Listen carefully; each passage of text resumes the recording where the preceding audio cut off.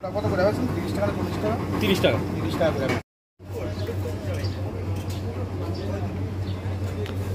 ওইটা ওইটা এই তো বেচার নাম্বার আছে, এর উপরে নাম্বার দিয়ে যায় এইটা করে এখন লাগিয়ে রাখলে কি ঠান্ডায় তো জল উঠে যায়।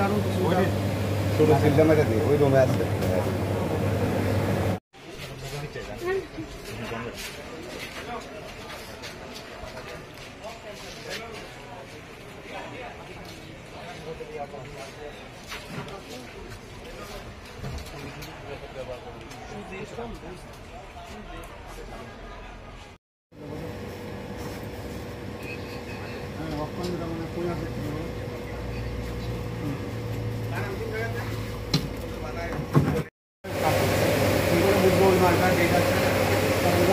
মানে জলের মধ্যে ডুবে তো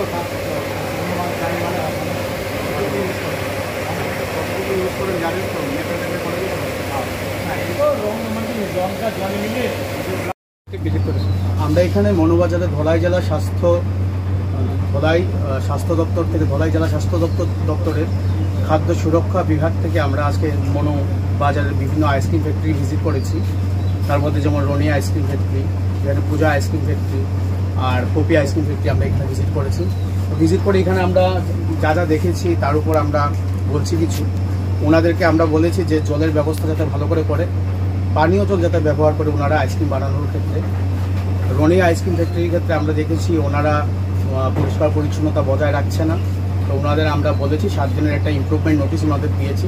7 দিনের মধ্যে যদি ওনারা সব কিছু ঠিকঠাক না করে তাহলে আইনত আমরা ব্যবস্থা নেব। এখানে পপি আইসক্রিম ফ্যাক্টরিতে আমরা ভিজিট করেছি, মোটামুটি ওনারা পরিষ্কার রেখেছে সব কিছুই। তাও যে জায়গায় আরও ভালো করা যাবে ওই যে জিনিসগুলো ওনাদের সামনে আমি তুলে ধরেছি এবং এখান থেকে আমি এনফোর্সমেন্ট স্যাম্পল তুলেছি যেগুলো আমরা আগরতলার RFL রিজনাল ফুড ল্যাবরেটরিতে টেস্টিংয়ের জন্য পাঠাবো। রিপোর্ট আসছে, তার ভিত্তিতে আমরা যদি কোনো রকম অসুবিধা হয় ওই রিপোর্টে তখন তার ভিত্তিতে আমরা উপযুক্ত ব্যবস্থা নেব। আর পূজা আইসক্রিম ফ্যাক্টরি আমরা ভিজিট করেছি, ওনারা যথেষ্ট পরিষ্কার পরিচ্ছন্নতা বজায় রাখে।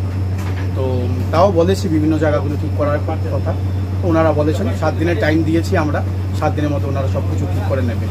আমি ধলাই জেলা ফুড সেফটি অফিসার, উনিও ধলাই জেলার ফুড সেফটি অফিসার। আমরা দুজন আজকে এই ইয়েতে ভিজিট করেছি এবং আমরা এই ভিজিট আগামী দিনও জারি রাখবো। Thank you sir.